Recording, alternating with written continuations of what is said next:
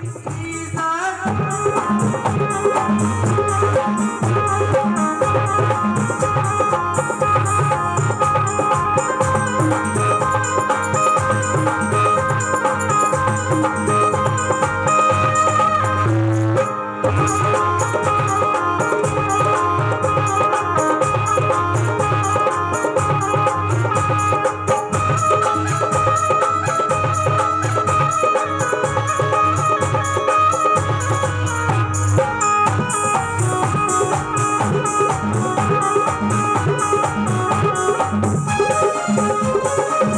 देखो हमारे बीच में रीतू बैठी, ये कन्हैया भी बन जाती, राधा भी बन जाती। एक बार खड़े हो जाओ और कन्हैया में आ जाओ।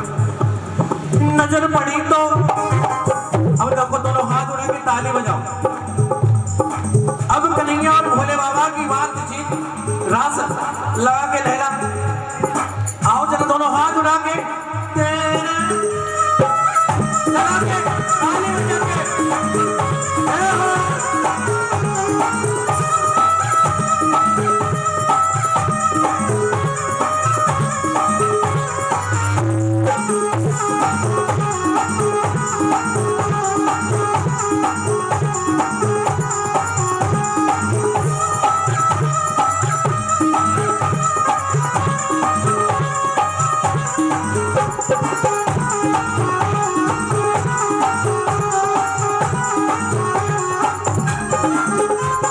नजर पड़ी तो जब मोहन की मोहन है मुस्काए, मोहन है मुस्काए।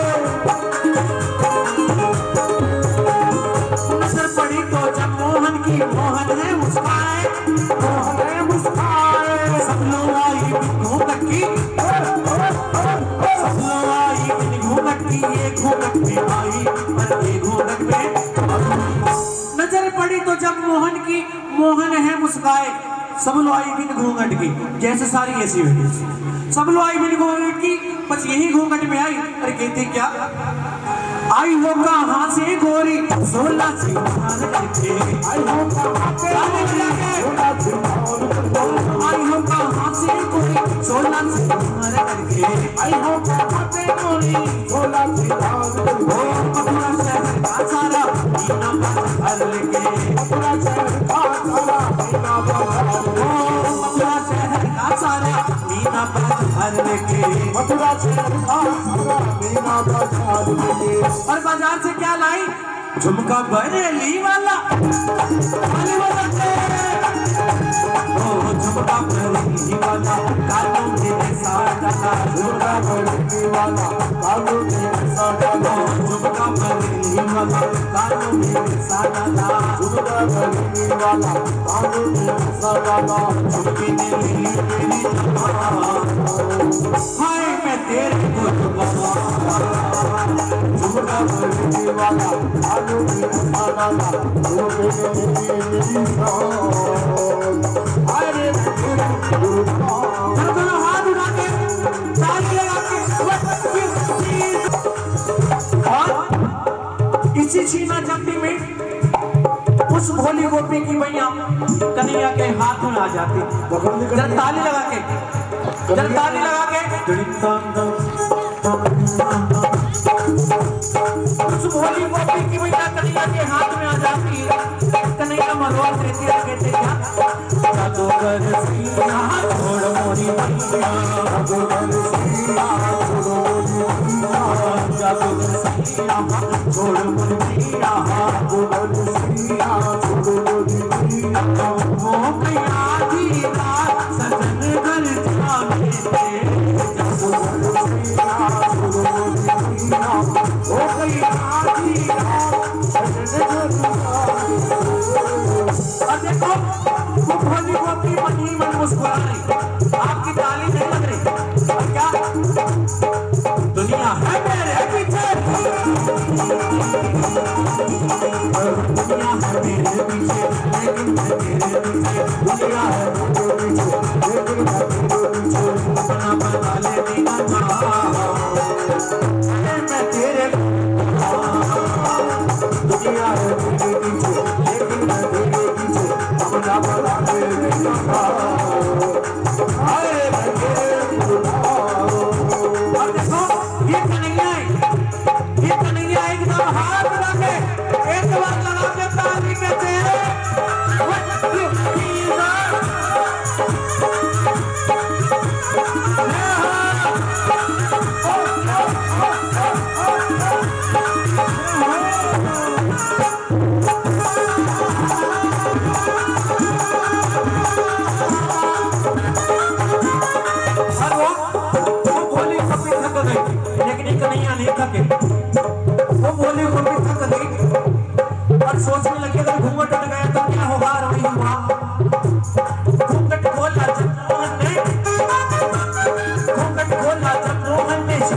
मुस्काए, शंकर है मुस्काए। गोपिन खोला जगमोहन के, शंकर है मुस्काए, शंकर है मुस्काए। कई दिनों से भोले बाबा, दिनों से भोले बाबा गोपेश्वर कहलाए, और गोपेश्वर कहे। देखो ये है मनगढ़ंत रचना नहीं, ये रास है इस सावरे का। एक बार इस कन्हैया के लिए तालियां बजा दो। गोपिन खोला जगमोहन ने, शंकर है मुस्काए, और उन्हीं दिनों से भोले बाबा गोपेश्वर कहलाए। जीवन में नसीब में वो दिन आए और आप गोपेश्वर धाम जाएं तो आज भी मेरे भोले बाबा का श्रृंगार गोपी रूप में देखने को मिलेगा। एक बार दोनों हाथ उठा के बोले, बोले गोपेश्वर धाम की जय हो। उठा के हाथ और ताली के साथ इस कन्हैया के साथ भोली गोपी का क्या भोले से बन गया भोली गोमतानी, भोले से बन गया भोली गोमतानी, भोले से बन गया भोली गोमतानी, भोले से बन गया भोली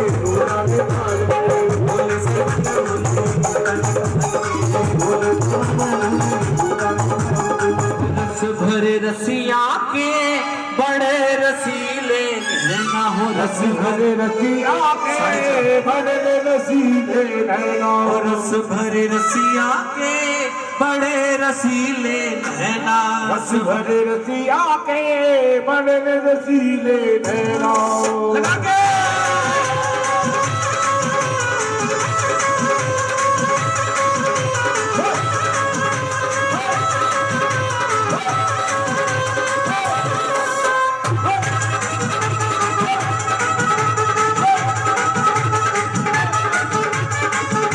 हरस भरे हरस भरे रसिया के बड़े रसीले नैना, रस भरे रसिया के बड़े रसीले नैना, रस भरे रसिया के बड़े रसीले नैना, रस भरे रसिया के बड़े रसीले नैना, बड़े रसीले नैना री सखिया, बड़े रसीले नैना री सखिया,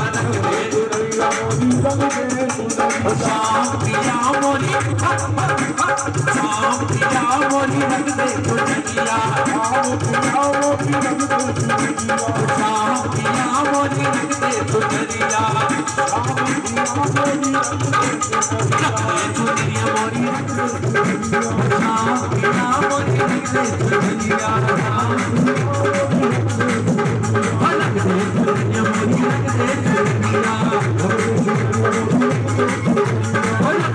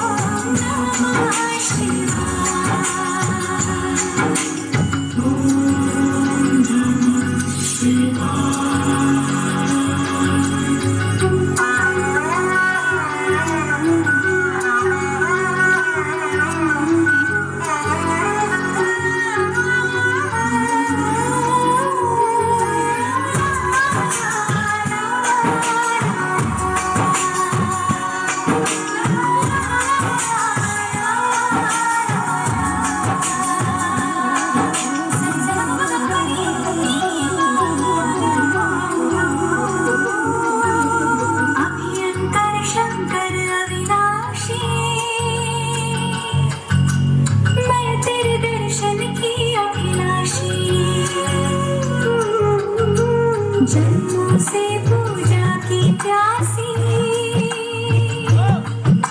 मुझ पे करना कृपा जरा सी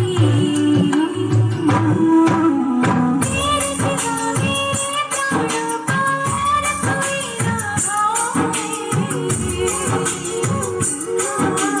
मन मेरा गाए ओम नमः शिवाय ओम नमः शिवाय ओम नमः शिवाय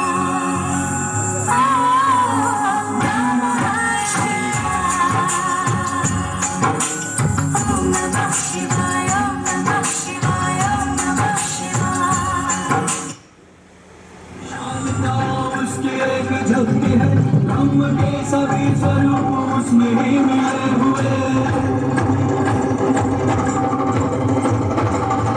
जिसके केश से धरा पे आशा भर गई, जिसके नेत्र की जलन से सृष्टि भी पिघल गई। तकत तकत एक में गाल भी सिहर गया, भाग्य की भी चाल उसके सामने बदल गई। सृष्टि की विशालता है एक चुटकी भर की धूल, है विनाशयास जन्म उसके हाथ का त्रिशूल। खंड खंड होके भी अखंड है नमो नमः, चेतना या जड़ कहो वो है सभी का एक तमस की गहनता प्रकाश की महानता, विद्यमान है सभी में वो सभी को जानता। एक पाँव है कलल तो दूजा तत्व है अमर, भोग की समानता वो भोग की समानता। तंत्र मंत्र जादू को न सिद्धि न रही अछूत, आके नी पिशा दालचीनी के संग साथ भेद फूल भेल कंद भेल भांग है धतूरा साथ में भैरव जिसकी है सवार तन पे है लगी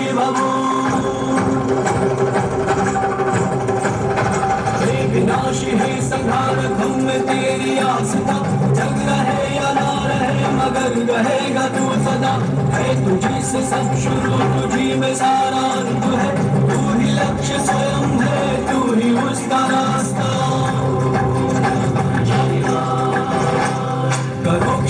करो क्षमा हे प्रभु करो क्षमा स्वार्थ की प्रवृत्तियों से मुझको लो तुम बचा मुझ पे दाता मेरे तुम ज्ञान की कृपा करो आप पुण्य का ये भेद मुझको लो तुम सिखा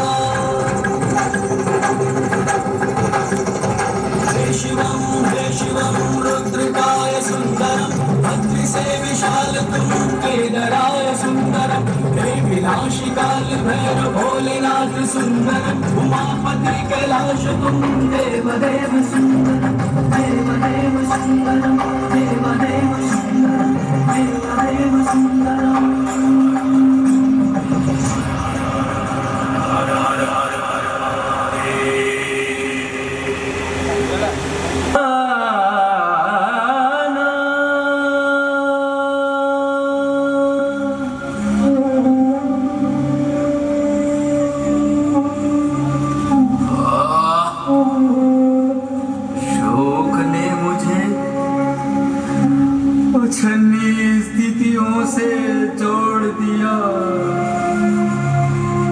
महाशून्य के अंतराल में निपट अकेला छोड़ दिया सारा धीरज सोख लिया सारा रक्त निचोड़ दिया प्रियाहीन व्यक्तित्व विखंडित जगह जगह से तोड़ दिया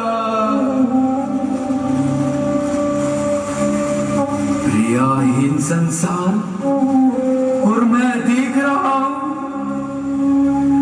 अपने जीवन पे तम का विस्तार और मैं देख रहा हूं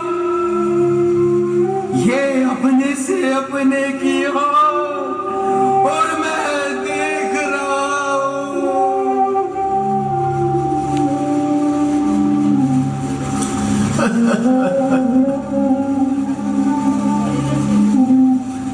मैं पार ब्रह्म कैलाशनाथ मैं निर्माता मैं कालजयी व्यक्तित्व स्वयंभू महादेव ये सारे संबोधन हैं कितने क्रूर व्यंग जो करते आए मेरे संग छल सदैव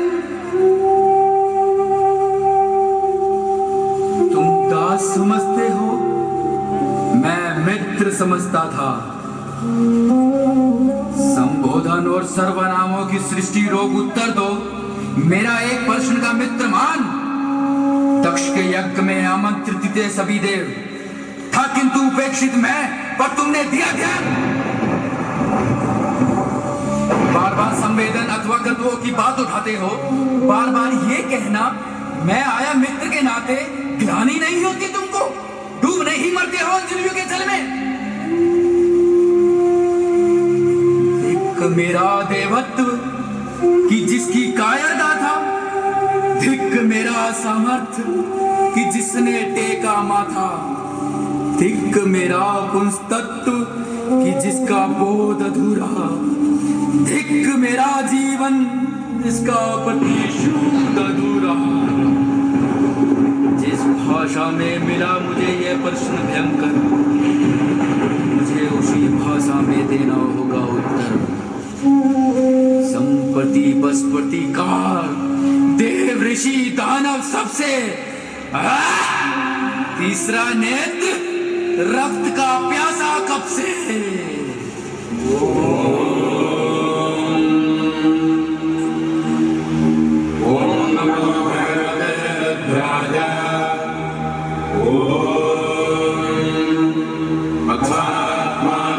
शिवात्मानकं श्रीरुद्ररूपं ध्याये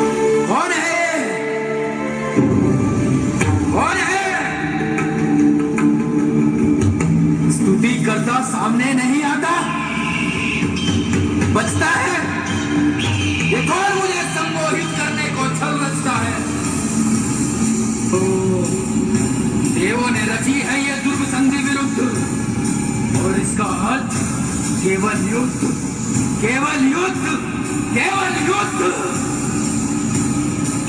संपत्ति केवल बल की भाषा, शक्ति प्रदर्शन। संपत्ति केवल युद्ध रचना। अरे मदन, ओ मेरे आत्मयोद्धाओ, अरे प्रेतो, अरे ओ डाकिनियों शाकिनियों, अरे प्रेतो जागो। उठो संकेतों पर, उठो, उठो।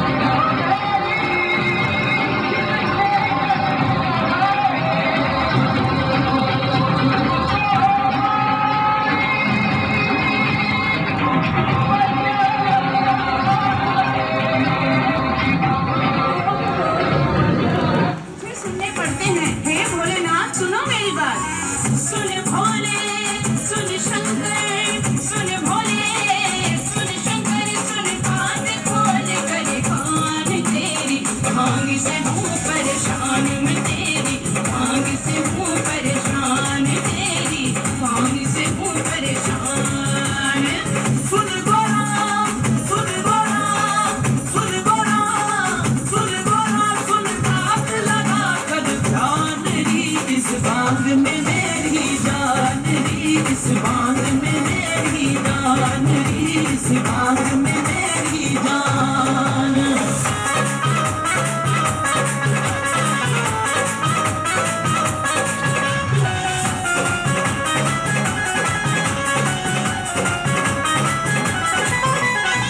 बोले तेरे शौक निराले जान मारे ये जग वाले। जग वालों की बात न कर तू, थोड़ा कानों से ना डर तू। बोले तेरे शौक निराले जान मारे ये जग वाले। जग वालों की बात न कर तू, थोड़ा कानों से ना डर तू। सुन भोले सुन शंकर सुन भोले सुन शंकर ना इतना बनना दान तेरी भांग से हूँ परेशान मैं तेरी भांग से हूँ परेशान। इस बाग में मेरी जान।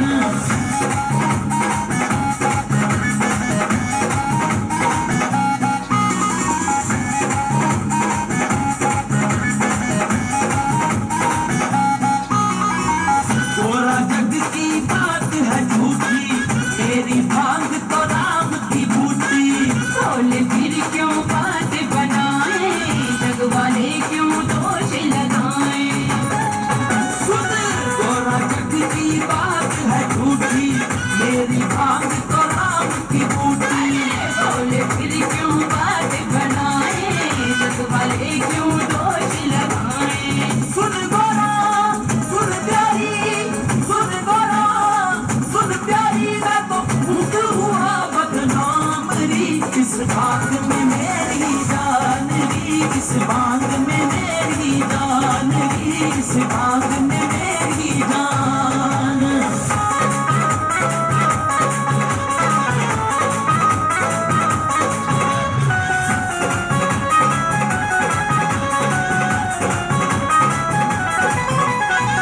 बोले भांग का भेद बताना पूछ रही पूनम मस्ताना।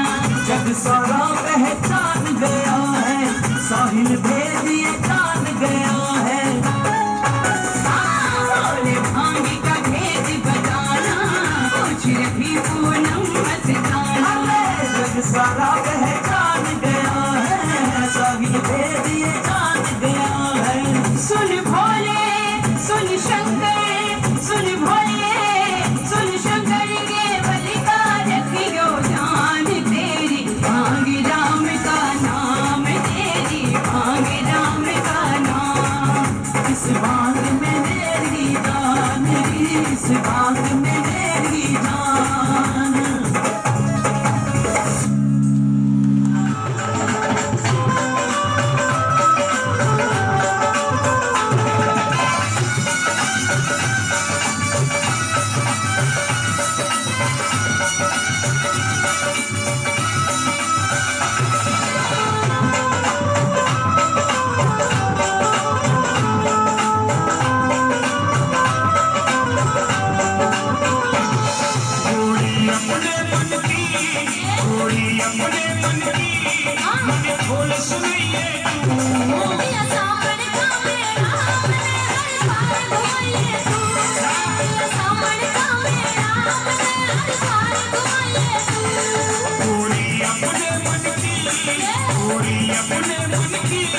मन बात सुनिए तू,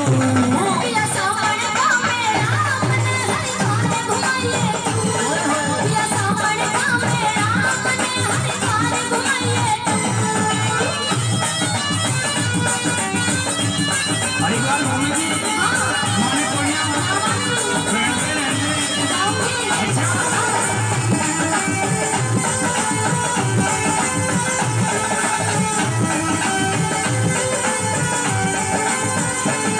हम काहे की चिंता, मन सारी बात बता। मेरी ना मानोगे तुम कर दोगे पिया मना। मन काहे की चिंता, मन सारी बात बता। मेरी ना मानोगे तुम कर दोगे पिया मना।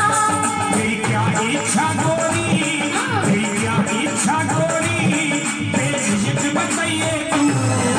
ले हामी भर ले अपना हम कहिए तू। अच्छा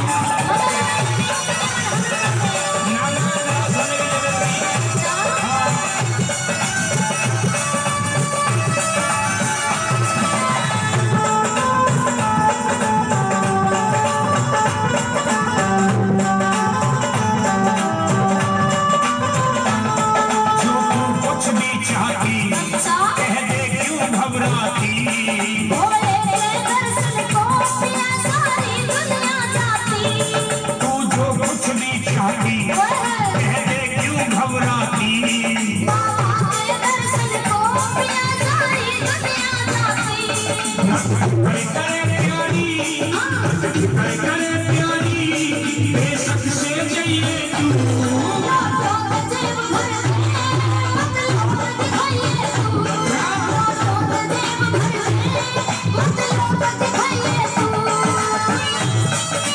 नोटों की जरूरत है, बावड़ी घोड़े के मेले में नोटों की जरूरत होती है।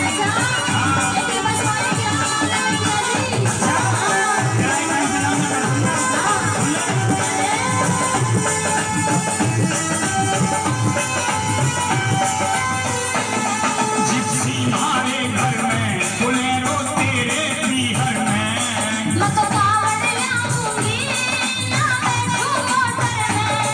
जिप्सी हमारे घर में, बोलेरो तेरे पीहर में।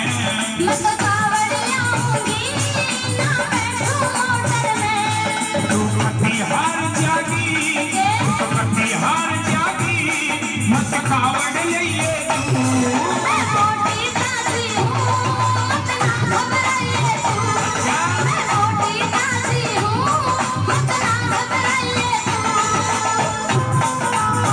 घर के काम करता हूँ तो दराज में सिलाई बना करते हैं।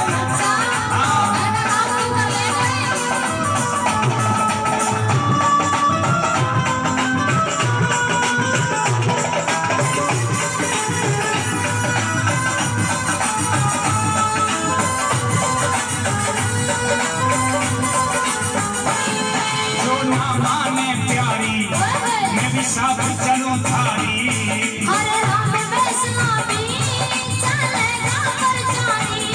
जो ना माने प्यारी, मैं भी साथ चलूं थारी।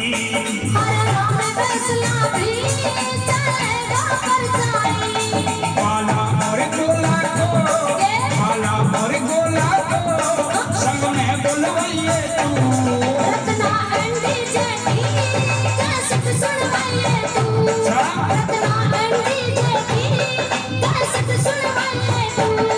गोरी अपने मन की, सजनी अपने मन की, मन खोल सुनाइए तू।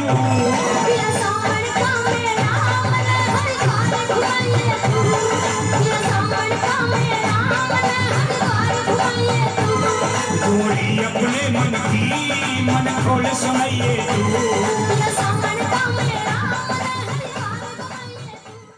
हर जन्म में इंसान जुनी पाया करती थी, जितने भी जन्म लिया करते थे इंसान जुनी में ही जन्म लिया करती थी। और जो छोटी थी बड़ा चंचल स्वभाव था, कभी भूल से भक्ति भाव में कोई ध्यान नहीं किया करते थे। निर्जला एकादशी का दिन आता है, निर्जला एकादशी वाले दिन नंदा कहती है बहन पैसे ले और बाजार चले जाना, बाजार से प्रसाद लेकर आना। सुनंदा ने पैसे ले दिए हैं, बाजार चली जाती है। बाजार जाकर जाने अनजाने में और प्रसाद की जगह मांसाहार ले आती है, मांस के पकौड़े लाकर अपनी बहन नंदा को देती है। नंदा कहती है बहन तू घर में मांस लेकर आई है, तूने मेरा व्रत खंडित कर दिया है और ये तूने अच्छा कार्य नहीं किया। इंसान जुनी पाकर तूने नीच जुनी का कार्य किया है। बड़ी बहन को गुस्सा आ जाता, गुस्से में आकर छोटी बहन को श्राप दे देती है कि तेरा अगला जन्म जो होगा छिपकली जुनी में जन्म हो। ये श्राप को अवश्य भोगेगी, पर मैं पिता होने के नाते इसको आशीर्वाद देता हूँ बेटी सुनंदा, जब तुम छिपकली जुनी में जन्म लोगी तो अच्छा कर्म कर लेना, कोई पुण्य का काम कर लेना। तुमने ऐसा कर लिया तुम्हें फिर से इंसान जुनी प्राप्त हो जाएगी। पिता ने आशीर्वाद दे दिया। बड़ी बहन ने श्राप दिया और पिता ने आदि के इंसान जुनी में ही जन्म लिया करती थी। अब नंदा ने फिर इंसान जुनी बनकर जन्म लेती है। जैसे अगला जन्म लिया, स्पर्श राजा के राजमहल में एक राजा हुए हैं, स्पर्श राजा। स्पर्श राजा के राजमहल में नंदा ने जाके जन्म लिया। राजा ने उसी तरह खुशियां बनाई, दान पुण्य किया, बड़े प्यार से उस कन्या का नाम तारा रखा। तारा नाम रख देते हैं और पालन पोषण प्रारंभ हो जाता है स्पर्श राजा के राज में।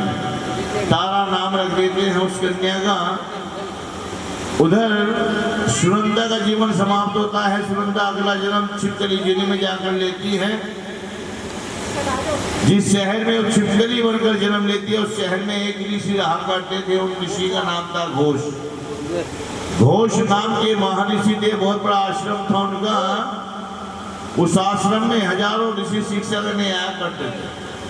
हजारों ऋषि में एक ऋषि बड़े गुस्से वाले थे, उन ऋषि का नाम था दुर्वासा ऋषि। अब दुर्वासा ऋषि एक दिन नदी में स्नान करने चले जाते हैं।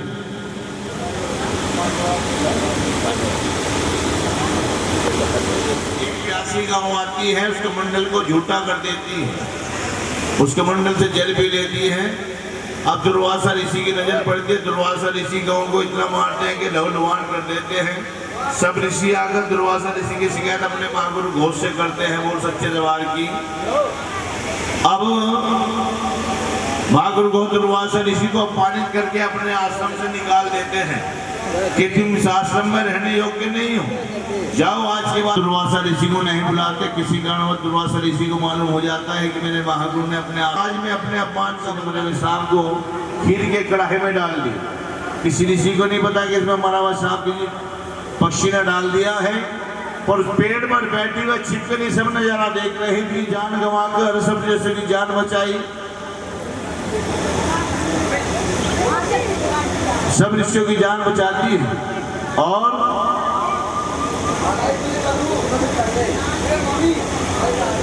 महागुरु घोष ने देखा उनकी छिपकली गिर जाती है, इसलिए है ये प्रसाद जहरीला बन गया, जो ऋषि मुनि खाएंगे सारे मर जाएंगे। किसी ऋषि को नहीं पता कि इसमें मरा हुआ सांप पड़ा है, सिर्फ मुझे पता है। अगर जो मैं अपनी जान गंवा दूं तो सब ऋषियों की जान बच जाएगी। सबकी जान बचाने के लिए छिपकली अपने प्राणों की आहुति दे देती है, गर्म खीर के कड़ाहे में गिर जाती है। अब ऋषि मुनि फिर छिपकली को श्राप दे देते हैं कि तेरा अगला जीवन। अब ऋषियों ने फिर से श्राप दे देती है छिपकली को, अगला जन्म होता है इस्पस राजा के। बोलो सच्चे दरबार की। इस्पस राजा उस कन्या का नाम रुक्मणी रखते हैं, उधर रुक्मणी रख देते हैं। अब ऋषि मुनि कहते हैं कि राजा जिस कन्या ने तुम्हारे घर में जन्म लिया, एक कन्या तुम्हारा नाम रोशन करेगी। बोल सच्चे दरबार की। अब दूजी कन्या जन्म लेती है तो राजा बड़े प्यार से उस कन्या का नाम भी रुक्मणी रख देते हैं। ऋषि मुनि कहते हैं कि राजा दूजी कन्या ने जो जन्म लिया है, कन्या इस कन्या को जान से मार दो, इसी में तुम्हारी बढ़ाई वरना तुम्हारे कुल का नाश हो जाएगा। और राजा कहते हैं ऐसा क्यों? क्योंकि पोषण तुम्हारे घर में नहीं लिखा है, तुम्हारे भाग्य में नहीं है, अब इसको दूसरे घराने में जाना है, इसलिए या तो इस कन्या को जाएगा उसमें लिटाओ, नदी में बहा दो, जिसके भाग्य में होगा समय से निकाल ली। बहती हुई जा रही थी, प्रातः का समय था, पेटी आ रही है, उस पेटी को बाहर निकाल लेता है, खोल कर देखता है उसमें छोटी बच्ची दाहिने पैर का अंगूठा मुंह में चूसती हुई नजर आती है। बोलो सच्ची दरबार की। उस कन्या को उठाता है, घर पे ले आता है, लाकर अपनी पत्नी की झोली में रखता है और कहता है कि आज से इसका पालन पोषण हम करेंगे। अब शूद्र के घर में आ जाती है तो शूद्र जन जो है पालन पोषण करते हैं, उसका कन्या का बड़े प्यार से नामकरण भी करते हैं, नाम रखते हैं रुक्को। बोल सच्चे दरबार की। रुक्को नाम पड़ जाता है। अब इस्पस राजा के राजमहल में नंदा ने जाके जन्म लिया, जिसका नाम तारा रखा। अब एक राजा के घर में हो जाती है बड़ी कन्या, और छोटी कन्या का पालन पोषण शूद्रों के घर में प्रारंभ हो जाता है। अब 20-21 साल बीत जाते हैं, तारा जो है बड़ी हो जाती है। इस्पस राजा ने तारा का विवाह किया है। एक राज्य था हरिपुर, हरिपुर में तारा ब्याह कर गई। राजा हरिचंद के संग तारा ब्याह कर जाती था। बोलो सच्चे दरबार की। बेटे का नाम सुंदर रख देती, अच्छे संस्कार अपने बेटे को देती। समय बीतता जाता है। अब उधर सुनंदा का जीवन समाप्त हुआ। अब सुनंदा जो है, सुनंदा का भी विवाह होता है, वो भी विवाह योग्य हो जाती है। तो देखो माँ की लीला कैसे चलती है। रुक को भी ब्याह कर हरिपुर में चली जाती है। फिर दोनों बहन एक शहर में आ जाती है, एक राजा के घर में, एक शूद्रों के घर में। अब तारा जो है माँ की ही परम पूजा बना करती थी। अब रुक को भी हरिपुर में ब्याह कर आती है। अब रुक्को जो है, रुक्को की सास जो है तारा रानी के राजमहल में मेहतरानी का कार्य किया करती थी। एक दिन रुक्को की सास बीमार पड़ जाती है, उसके हिस्से का कार्य करने से हम रुक्को तारा रानी के राजमहल में पहुंच जाती है। अब रानी ने देखा ये जो मेहतरानी बनकर कार्य कर रही है, सखियों से पूछा मेहतरानी कौन है? सखियों ने कहा कि महारानी हमारी मेहतरानी माँ जो है उनके बेटे की बहू है, उनकी पुत्र वधू है। अब रानी जब जैसे उसे देखती है तो रानी को अपनी पिछले जन्म की बहन याद आ जाती है। कहती है बहन तुम मेरी पिछले जन्म की बहन है। अब रुक्को कहती है महारानी मैं आपकी बहन कैसे हो सकती हूँ, क्योंकि रुक्को को पिछले जन्म का कुछ याद नहीं रहता था। अब तारा रानी को हर जन्म की बात अगले जन्म में भी याद रहती थी। अब रुक्को रानी समझ जाती है पिछले जन्म का कुछ याद नहीं, सब कुछ याद दिलाती है, पर उसकी गोद भर देती है कि तू याद रख ना रख, पर मैं तुझे अपनी बहन मानूंगी। बहन जैसा प्यार देने लगी, माँ को साक्षी मानकर उसकी झोली में प्रसाद देती है, तेरी हर मनोकामना पूर्ण होगी। अब रुक्को ने कहा महारानी मेरी तो एक इच्छा है, मेरे विवाह को कई वर्ष बीत के मैंने संतान का सुख नहीं देखा, और जो माँ ने मेरी झोली में संतान बख्श दी तो मैं भी ऐसी जोत जगाकर माँ का जगराता अपने घर में कराऊंगी। वो सच्चे दरबार की। अब रानी ने माँ को साक्षी मानकर उसे आशीर्वाद देती है, जा तेरी मनोकामना पूर्ण हो जाएगी। अब कुछ समय बाद, कुछ दिनों बाद रुक्को की मनोकामना पूर्ण हो जाती है। रुक्को को एक बेटा प्राप्त हो जाता है, पर कई वर्षों बाद जब बेटे की खुशी मिलती है तो रुक्को जो है माँ की जोत जगाना भूल जाती है, जगराता कराना भूल जाती है। वो सच्चे दरबार की। जब जगराता करना भूल जाती है, पर इस माँ अष्टभुजी को, माँ ज्वाला रानी को सब याद रहता है। लांगोरिया को कहा लांगोरिया रुक्को के घर में जाओ, मेरे नाम की छाप छोड़ कर आओ, उसे मेरा जगराता याद दिला कर आओ। लांगोरिया जाते हैं माँ के नाम की छाप लेकर और खेलते हुए बालक पर छोड़ देते हैं। बेटा बीमार पड़ जाता है रुक्को का, छोटे छोटे दाने निकल आते हैं जिसको चेचक माता कहते हैं। बेटा बीमार पड़ जाता है, रुक्को लेकर बेटे को तारा रानी के पास आती है। तारा रानी याद दिलाती है तुम्हें संकल्प लिया था कि तुझे जागरण कराना है, तेरी माँ ने मनोकामना पूर्ण करती है, तेरी गोद भरती है, पर तू भूल गई है। याद दिलाती है और उसे याद आ जाता है तो मुझे जगराते का विधि विधान बता दे महारानी, मैं अपने घर में जगराता कराऊंगी। तारा रानी ने कहा कि लाल कपड़े पीले चाल बांध का चांदी का टका लौंग का जोड़ा केसर उसमें रखकर, जिसको डल कहते हैं वो डल मुझे देकर जाना, मैं आकर तेरे घर में जगराता करूंगी।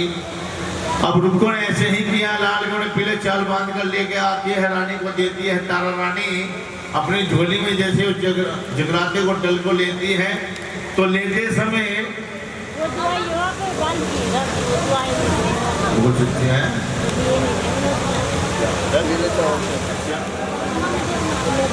अब रानी जो है जगराते का डाला लेती है। अब लिखा जाने वाले मंगलवार के दिन आपकी मान मर्यादा नष्ट हो जाएगी। शूद्रों के घर में जगराता करने महारानी जाएगी, सारी प्रजा देखेगी तो क्या कहेगी। राजा ने कहा कि रानी जगराते में शूद्रों के घर में ना जाए, कोई उपाय बताओ। वो 10 मिनट की तो बात ही रहेगी। बोलो सच्चे दरबार की। और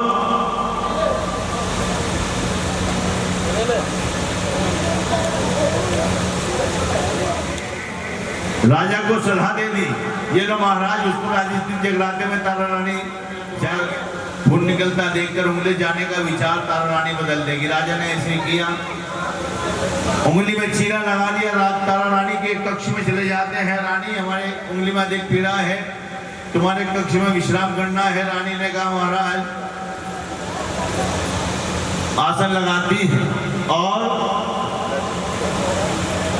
आसन लगाती है और राजा को विश्राम कराती है। माँ से विनती करती है, माँ मैं कैसे जगराते में जाऊं? राजा अगर जो जागता रहा मैं पूछ कर गई तो जाने की इजाजत नहीं देगा। कोई मुझे रास्ता बता। माँ की ऐसी कृपा हो गई, पवन स्वरूप हवा चली, शीतल हवा चली, राजा के मस्तक बोलेगी राजा राजा। सारे नौकर चाकर सो जाते हैं। सोते हुए राजा को छोड़कर तारानी रुक्को के घर जगराते में पहुंच जाती है। जाकर माँ की ज्योति का प्रकाश करती है तारा रानी। उधर ज्योत जगती है, उधर राजा की राजमहल में आग खुल जाती है। अब राजा ने देखा तारा रानी राजमहल में नहीं है, वो समझ जाता है कि वो पहुंचा। बयान से तलवार निकालता है, वो भी ढूंढता हुआ पूछता और उसको घर जा पहुंचता, देखता है कि घर तारा रानी जगराता कर रही, क्योंकि पहले भक्तों जागरण जो होते थे बंद कमरे में जागरण होते थे, बंद कमरे में जागरण किया करते थे। जो समय पर आ गए वो अंदर बैठते थे, वरना रात जो देर में आते थे बाहर आंगन में बैठकर पूरी रात्रि गुणगान सुना करते थे और सुबह आरती के बाद प्रसाद लेकर ही घर जाया करते थे। पहले ऐसे नियम के जागरण होते थे, पर आजकल खुले में करवाते हैं। पर माँ यहाँ भी स्वीकार करती है, वो इसलिए क्योंकि पहले घर मकान बड़े बड़े थे, संगत बहुत गिनती की संगत आया करते थे, 5-7 भक्त आ गए बस। जो नियम के भगत थे जो शाम संध्या को आते ही और सुबह तक बंद कमरे में बैठा करते थे, ऐसे नियम के जो भक्त हुआ करते थे वही जागरण में आ करते थे। बहुत सच्चे दरबार की। पर आजकल कमरों में जगह कम हो गई, संगत बढ़ गई, तो भाव से जहाँ भी ज्योति का प्रकाश करते हैं, माँ का नाम लेते हैं, माँ वहीं पर स्वीकार भी करती है। बहुत सच्चे दरबार की। तो राजा ने देखा कि तारा रानी अंदर बैठकर गुणगान कर रही है। दरवाजे में झांक कर देखा राजा ने, तो राजा का गुस्सा बढ़ जाता। अब रानी को नहीं पता कि वह राजा बैठा है, तो माँ की भक्ति में इतनी मगन हो जाती है, राजमहल जाने की शुद्ध भूल गई। कहती है बहन, तूने अपने बेटे के नाम का ये फर्ज उतारा है, ला अपने बेटे के नाम की एक अरदास करा। रूप को अरदास कराती है वो सच्चे दरबार की। जब अरदास कराती है, सारी सात संगत भी अरदास कराती है। अरदास कराने के बाद तारा रानी ने कहा, बहन माँ के लिए भोग लेकर आ, माँ को भोग लगाना है। अब रूप को जो है माँ के लिए भोग लेकर आती है और मांस की बोटियां मट्टी के बर्तन में मंदरा लाकर देती है। पहले मांस और मंदरा का ही भोग लगता था और वो माँ ज्वाला रानी को भोग भी नहीं लगा करता था। माँ की ज्वाला रानी ज्योत के सम्मुख रखा जाया करता था प्रसाद, वो बोल सच्चे दरबार की।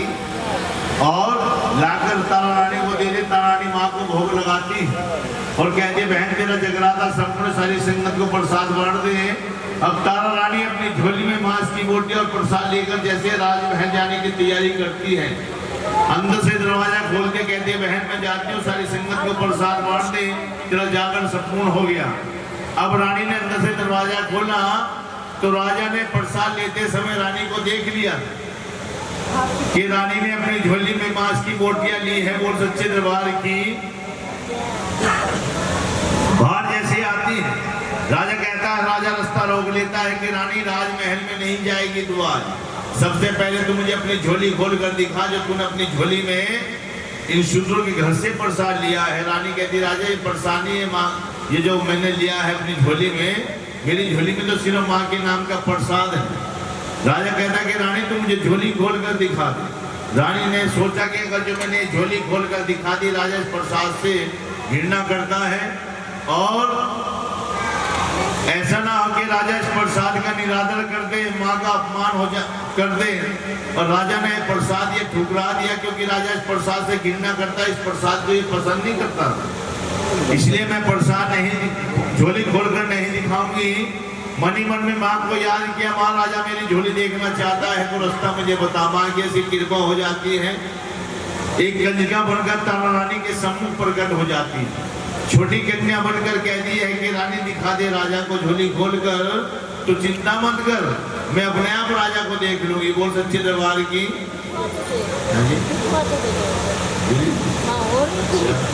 बोलो सच्चे दरबार की। आओ जी माँ के दरबार में। अब जो है भोग लेकर आओ, भोग लेकर आओ।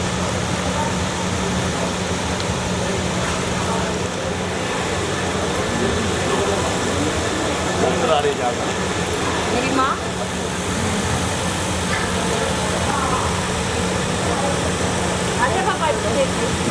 बोलो सच्चे दरबार की। अब तारा रानी ने अपनी झोली में मांस की बोटी का प्रसाद लिया। अब तारा रानी जैसे चलती है अपने राजमहल में जाने की तैयारी करके, तो राजा रास्ता रोक लेता है। अब समझो, अब तारा रानी अपने राजमहल जा रही है। बोलो सच्चे दरबार की। और चली कैसे? ऐसे अपनी झोली में प्रसाद लिया तारा रानी, इनको तारा रानी समझो आप, वो सच्चे दरबार की। अब तारा रानी जैसे जाती है तो राजा रास्ता रोक लेता है। अब इनका राजा जो है कहाँ है जी? आओ जी, बोलो सच्चे दरबार की। हाँ, अब राजा जो है रास्ता रोक लेता है। अब तारा रानी, राजा कहता है कि रानी मुझे झोली खोल कर दिखा। अब ये राजा हुए हैं, बोल सच्चे दरबार की। और अब रानी कहती कि राजा मेरी झोली में तो माँ के नाम का प्रसाद है। राजा कहता नहीं, मैंने तेरी झोली में डलते कुछ और देखा है, पर मैं अब दूर से देखा है, मैं करीब से देखना चाहता हूँ, मुझे झोली खोल कर दिखा दे। अब रानी ने सोच लिया कि मैंने अगर झोली खोल कर दिखा दी प्रसाद का निरादर कर देगा राजा, इस प्रसाद से घृणा करता है। पर माँ का ध्यान किया तो अष्टभुजी माँ ने कंजका बनकर रानी को आशीर्वाद दे दिया कि रानी तू दिखा दे झोली खोलकर, मैं अपना आप राजा को देख लूंगी, तू चिंता मत कर, वो मेरी टेंशन है, तू झोली खोल कर दिखा। अब तारा रानी ने माँ कंजका के चरण छुए तो कंजका ने सिर पे हाथ रखा, अंतर ध्यान हो गई, गायब हो गई छोटी कंजका, क्योंकि वो कौन थी? वो ये थी, वो सच्चे दरबार की। अब रानी समझ गई कि मुझे माँ का आशीर्वाद मिल गया। अब राजा जिद पे खड़ा है कि जिद कर रहा है कि मुझे झोली खोल कर दिखा। अब रानी ने माँ का ध्यान किया, अपनी झोली खोल कर दिखाई, बोल सच्चे दरबार की। झोली जो खोली तारा ने, अब झोली खोल कर दिखा रही है तारा रानी। अब राजा झोली में देख रहे, राजा देख रहे हैं झोली में। अब राजा ने जब देखा कि इसमें राजा को नजर आ रहे, गली में वह छोरे राजा को नजर आते हैं। राजा कहता कि रानी ये तो सुबह शाम जो पूजा पाठ करती है, तू कोई जादूगरनी बन गई है, तूने अपनी जादूगरी से अपनी झोली में क्या बनाया है?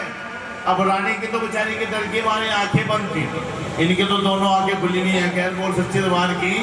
और अब रानी ने अपनी झोली में आंखें खोल कर देखा तो उसमें रानी को भी नजर, मांस की जगह गली में वह छोरे नजर आते हैं। रानी कहती राजा जो तुमने पहले देखा था वो प्रसाद था, इस समय मेरी झोली में जो देख रहे हो ये महाप्रसाद है, ये महामाया की कृपा से भी प्रसाद का भी महाप्रसाद बन गया है, बोल सच्चे दरबार की।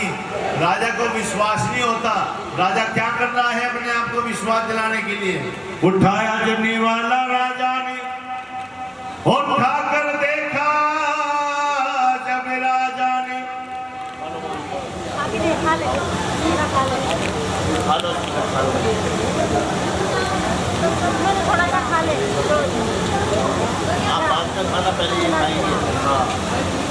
बोल सच्चे दरबार की।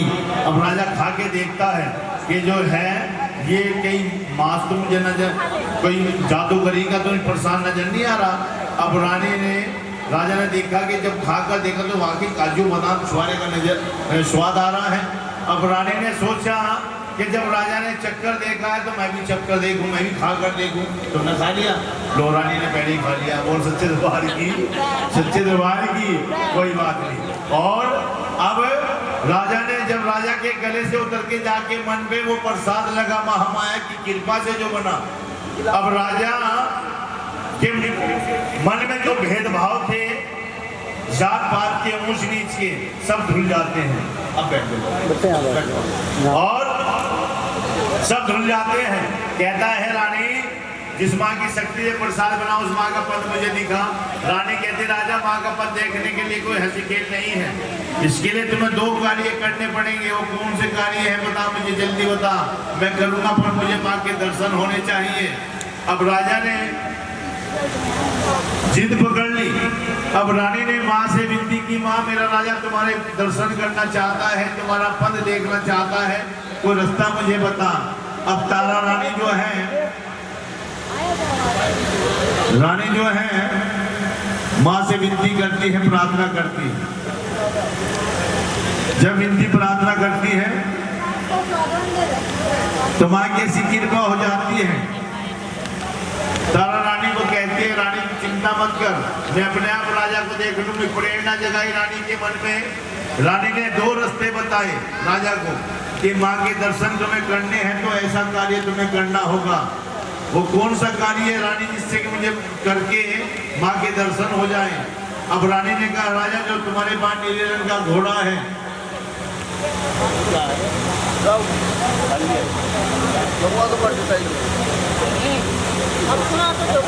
आपको पहले क्यों मैं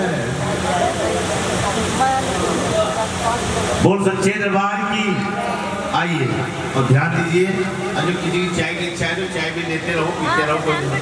बोल सच्चे अच्छा जी बोल सच्चे दरबार की पर चाय पीते रहना ध्यान मेरी तरफ रखना जी। अच्छा बोल सच्चे दरबार की चलो आप पीना मैं तो आज जी ध्यान दीजिए। अब रानी ने पहला रास्ता बताया कि राजा जिसकी तुम सवारी करते हो जिस घोड़े की वो नीले रंग का जो घोड़ा है उस घोड़े को काट के मां को भेंट समर्पित कर दो। राजा कहता है ठीक है रानी ये भी कार्य करूंगा पर दर्शन होने चाहिए। राजा कहता है कि रानी कहती है अवश्य दर्शन होंगे राजा ये कार्य तुम करो। तो राजा जाता है घुड़साल में जहां पर घोड़े बना करते थे। घुड़साल में जाकर नीले रंग के घोड़े को काट लाता है राजा। ले रानी में ले आया हूँ अब दिखा मुझे माँ के इकलौता लाल है जिसका नाम सुंदर अपने बेटे को भी काट के माँ को भेंट समर्पित कर दो। जो तुम्हारे पास तुम्हारा बेटा है उस बेटे को भी काट के माँ को बलि चढ़ा दो।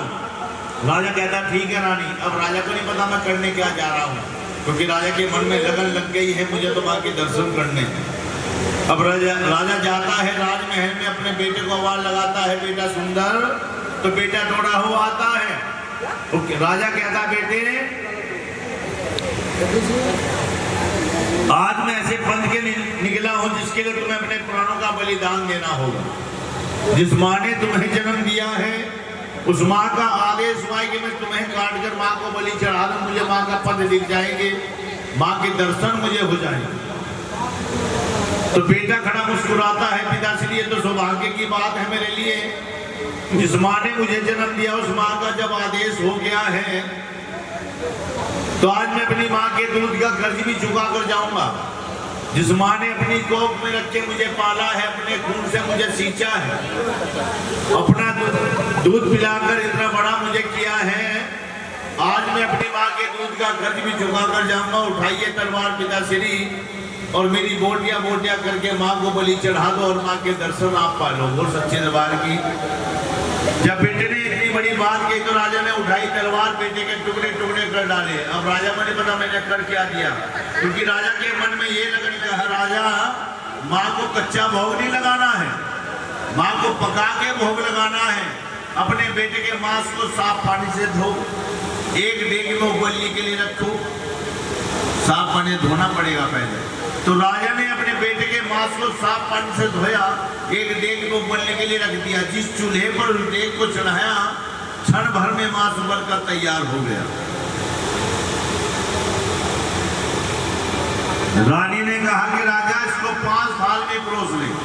हलवा छोले का प्रसाद तैयार हो गया हो तो हलवे छोले का प्रसाद लिया भैया 5 दोनों में डाल के लाना ढक के लाना उसको। अभी प्रसाद तैयार हो रहा है कितना टाइम लगेगा 10 मिनट कोई बात नहीं। बोलो सच्ची दरबार की। हाँ जी 10 मिनट बाद ले आना तैयार करो आगे आओ जी। और अच्छा आप पहले चाय पीते रहो इधर ध्यान भी रखना। बोलो सच्चे दरबार की। सच्चे दरबार की चाय पीने वालों की हाँ जय जरूर बोलो। आओ जी सब भक्तों ने ध्यान देना। अब उसमें क्षण भर में मांस उबल कर तैयार हो जाता है। रानी कहती राजा इसको 5 थाल में सजा ले अपने बेटे के मांस को।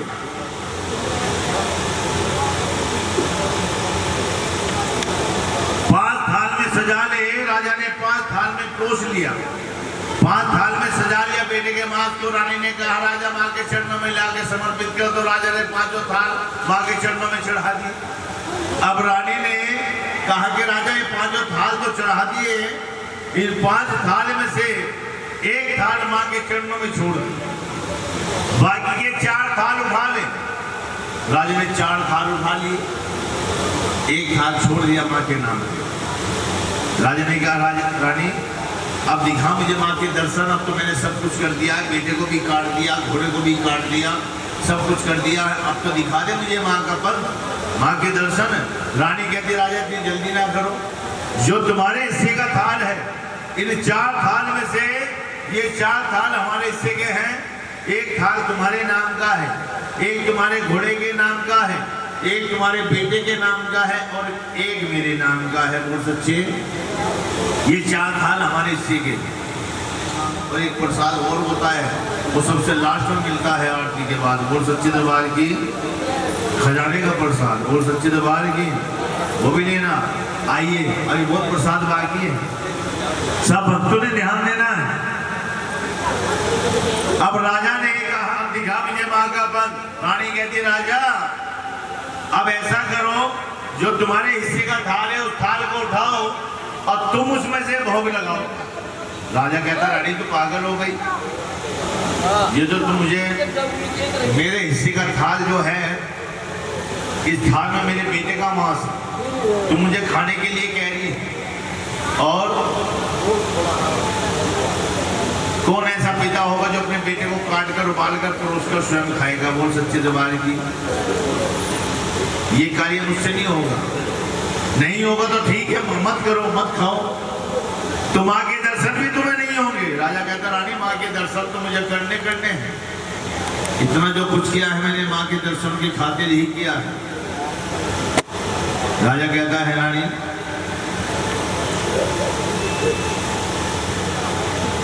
माँ के दर्शन की खातिर मैंने किया है। राजा कहता है रानी ऐसा कोई पिता नहीं हो जो अपने बेटे को काट कर उबाल कर स्वयं खाएगा। रानी कहती राजा ये प्रसाद है, ये मांस नहीं है। ये मांस जब तक था जब तक तुमने माँ के दरबार में नहीं चढ़ाया था। अब जो है राजा ने कहा कि रानी तो ठीक है, अगर प्रसाद खाकर मुझे माँ के दर्शन होते हैं तो मैं कदम पीछे नहीं हटाऊंगा। ये राजा की जुबान है, क्योंकि अब तक मैंने कोई कदम पीछे नहीं हटाया है, आगे बढ़ जाता हूं। ये प्रसाद खाकर ही मुझे दर्शन होते हैं तो मैं कदम पीछे नहीं हटाऊंगा। राजा ने अपने हिस्से का थाल उठाया और पहला निवाला उसमें से लिया। पहले निवाले में राजा के हाथ में बेटे की आधी उंगली कटी हुई आ जाती है। अब उस उंगली को देखकर राजा के मन में फिर से बेटे की ममता जाग गई। ये कहां जा रहे हो? हेलो,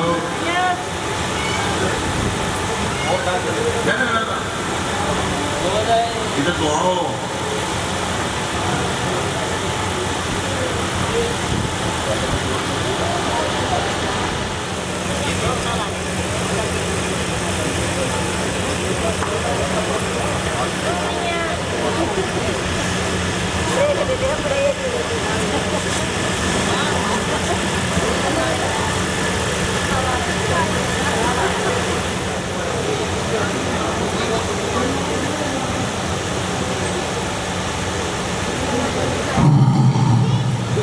बहुत अच्छे दरबार की, उठ जाओ। आइए ध्यान दीजिए। अब उस समय राजा ने कहा, राजा के मन में बेटे की ममता जाग गई। माँ की आस्था, जो माँ की लगन थी मन में, वो खत्म हो गई। बेटे की ममता जाग जाती है, बेटा बेटा पुकारने लगा और रानी को ताने मारने लगा कि रानी तूने कौन से जन्म का मुझसे बदला लिया, ये कार्य तूने ठीक नहीं किया। मेरा एक ही कुल का चिराग था, तूने उसे भी खत्म करवा दिया है। नहीं मुझे माँ के दर्शन करने, तेरी माँ में शक्ति है तो मेरे बेटे को जीवित करा। मैंने तेरे कहने में आकर अपने कुल के चिराग को खत्म कर दिया। बेटे की ममता दिल में जाग जाती है। बेटा बेटा पुकारने लगा पूरे राजमहल में, दीवारों में सिर मारने लगा, छाती पीटने लगा, पागलों जैसी हरकतें करने लगा राजा। रानी समझ गई कि बेटे के वियोग में कहीं ऐसा ना हो राजा पागल हो जाए। भाई बेटे की ममता जाग गई है राजा के मन में, बेटा बेटा पुकार रहा है, पागलों जैसी हरकतें कर रहा है राजा। अब ऐसा ना हो कि बेटे के प्यार ममता जाग गई है बेटे के वियोग में कि राजा पागल ना हो जाए। अगर जो राजा पागल हो गया तो ये प्राण भी त्याग सकता है पागलपन में, और प्राण त्याग दिए और जो राजा मर गया तो फिर माँ मैं जीकर क्या करूंगी, मैं तेरे चरणों में प्राण त्याग दूंगी, मैं भी जीवित नहीं रहूंगी। और जो मैंने हर जन्म में तेरी सच्चे मन से भक्ति की है माँ, तो मेरे बेटे को जीवित कर, क्योंकि संसार में सिर्फ मुझे तुझ पर विश्वास है, अन्यथा किसी पे नहीं है। बोल सच्चे मेरे लाल को जीवित करना होगा माँ, वरना मेरा लाल के वियोग में मेरा राजा तड़प के प्राण त्याग देगा। अब रानी ने माँ के चरणों में झोली फैलाकर अर्जी लगाई, तो माँ अष्टभुजी ने तारा रानी की विनती स्वीकार करी और प्रार्थना सुन लेती है तारा रानी की माँ, क्योंकि माँ तो पल पल में सुन लेती थी तारा रानी की, क्योंकि तो रानी ने तुरंत अनुमान लगा लिया कि मेरी झोली में जो ये फूल गिरा है माँ की कृपा से अचानक, तो ये खिला हुआ फूल है। खिले हुए फूल का महत्व है कि मतलब है कि मेरा बेटा जीवित है, क्यों मेरी बगिया का फूल तो एक ही है मेरा बेटा। बोलो सच्चे, इसका मतलब मेरा बेटा जीवित है। ये सब मेरी माँ की माया है, और जब मेरा बेटा मर जाता जीवित ना होता तो ये मेरा खिला हुआ फूल मेरी झोली में ना गिरता, मुरझाया हुआ फूल होता। रानी ने अनुमान लगा लिया, क्योंकि रानी तो पल पल अनुमान लगा लिया करती थी माँ के साथ, वो तो साक्षात माँ से बात किया करती थी। अब रानी तुरंत समझ जाती मेरा बेटा जीवित है, ये सब मेरी माँ की माया है। राजा के पास दौड़ी हुई आती है, राजा जैसे अब तक तुमने मेरे कहे से किया है आगे भी करो, मुझे अपनी माँ पर पूरा भरोसा है, मेरा बेटा जीवित है। राजा कहता है रानी अगर बेटा जीवित है तो दिखाती क्यों नहीं, कहाँ है हमारा बेटा, पूरे राजमहल में जाकर ढूंढ, हमारा बेटा नहीं है तेरे कहने